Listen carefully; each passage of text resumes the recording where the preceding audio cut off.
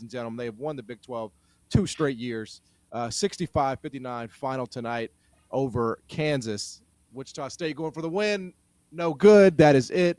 So that's final there, 68-66. But 65-59 here for Houston, a regular season sweep of Kansas, RC.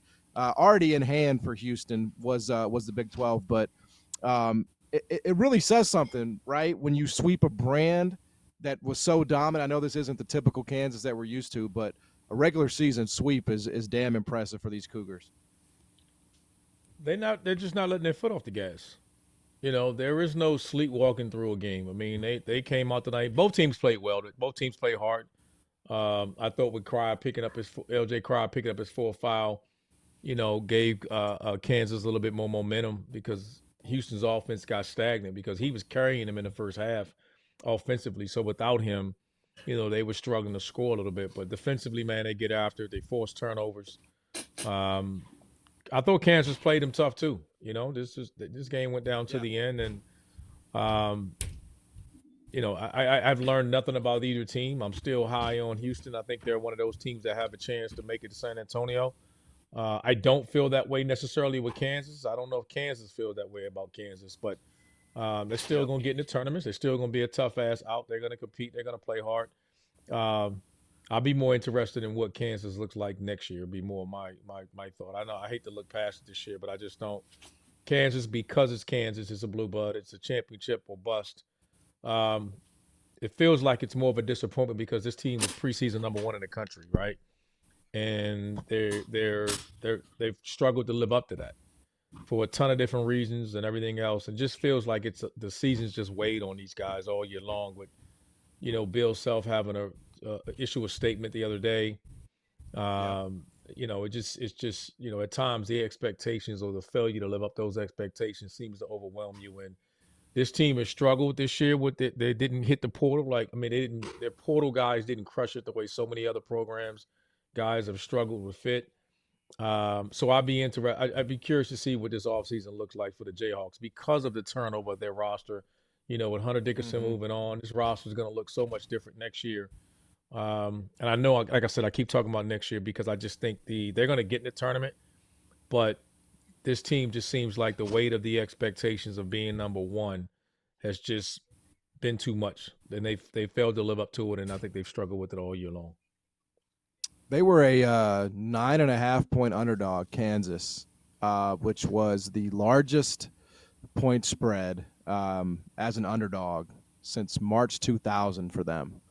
I saw that stat on social media earlier today. So I mean, it just kind of speaks to, I guess, Jarrell, two things. One is Houston's dominance at home, but also, I mean, this Kansas team has undeniably been a major disappointment.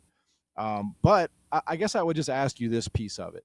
Now that they are in a different role, they're coming at this where they've been completely humbled, right? They are not a preseason number one anymore. They've lost everything. They're sitting here with double-digit losses, and like RC said, they're gonna be in the tournament. I'm asking this not because I believe it, but I'm just curious if you think that role switch for them can be beneficial, going from that team at the top to now literally nobody has any expectations for them, but they still have the same dudes on the roster. Yeah, and I and I think the one good thing about it, more than anything, John, just from a player standpoint, and you know, with the expectation weighing so heavy on them, and I think RC kind of hit it on the head with that again, man. It's just that you can almost see these guys like almost like they're deflated. For a lot of these guys, probably they got through the transfer portal, it might be a little bit too much for them with the expectations, and that they almost just like they need a breath of fresh air. But the biggest thing, like we said, is just the fact that we know they're going to be in the tournament. It's going to be a postseason for them. They're down and out right now. I would be interested to know. It may be sooner, but like when was the last time we went out of a regular season when Kansas wasn't in the top 25 as well, too? But expectation is low. But you guys, at the end of the day, you still got hope. You still got a great roster. You got talented guys on your roster. You're gonna have at least probably one or two very winnable games in the tournament, You essentially just hope that you catch fire at the right time and something clicks with these guys, and that they can kind of just let some of the expectations and stuff go, and kind of play the villain role out of it. Like, well, we suck. Everybody knows this has been a complete disaster this year, just as far as what they were expecting from our roster and our NIL budget, whatever else you want to throw in there. But hey, we got however many games left. A lot of those guys aren't going to be back next year. Like we talked about, Hunter Dickinson is going to be gone, and that's going to change the entire landscape of their team. And some of those other guys are going to be gone as well too. And obviously, they got a major player coming in next year, at least just on the recruiting class side. Let's just see what we could do with this last month of the season that we have, and hope that you can kind of catch fire. I mean, I would look at it as it's a low risk, high reward. That's how I would look at it as a player, and just go into it like with essentially no burden on our shoulders. Like, man, let's just go hoop. Let's just go hoop and try to play the best we can, play as hard as we can, and see what the hell happens. Their guards look like situation good things Jarrell. I would ask you that. Like, their guards look like they're pressing a little bit, because with the success that they had last year and all those returning guys, they tend to get a pass. Like, fair or unfair, it seems like the three guys, Stores, Griffin, and Mayo, get the brunt of the responsibility placed upon them, and it's unfair. Let's just be clear with that. Let me be clear with what I'm saying.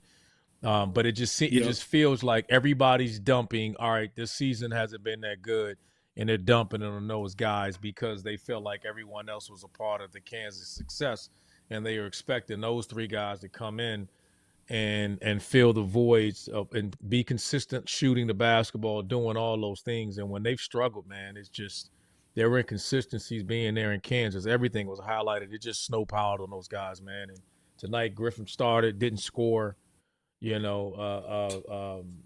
Stores only 2 points off Coit the bench. saved them. I mean, Coit kept them in the game. I mean, Coit was the only one that made shots.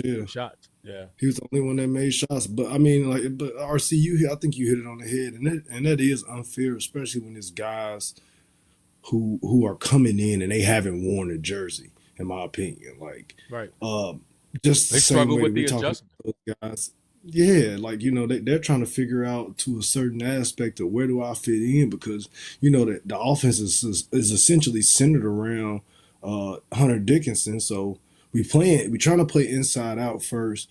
Some of these guys were starting and not starting because we were making shots, and then we weren't making shots. But just the same way that we're blaming them, like, a guy like tonight, DeJuan Harris didn't really have any impact on the game, and that's a guy that's been there forever as well too. Like, what I mean, it's not just all on those transfer portal guys. Right. It's all of those guys collectively trying to figure out how we can play together and successfully have some type of cohesion where we look like a team, and it's not just, well, one guy's gonna make shots one night and he's gonna be the only one, because I think that's a huge part of why they struggle. Like, even tonight, like, it's starting to become cool to see the matchups and the mind games and the scheming between Bill Self and Calvin Sampson, because we know the way that they played Dickinson, but a lot, especially in the first half, like, he knew the double team was coming, that they weren't just gonna let him play freely in the post, and he took a lot of quick shots. Like, he was obviously trying to go quickly and get his attempts up and be aggressive fast. And if he wasn't, he was trying to string the defense out and then make the cross-court skip pass to try to get other guys open looks.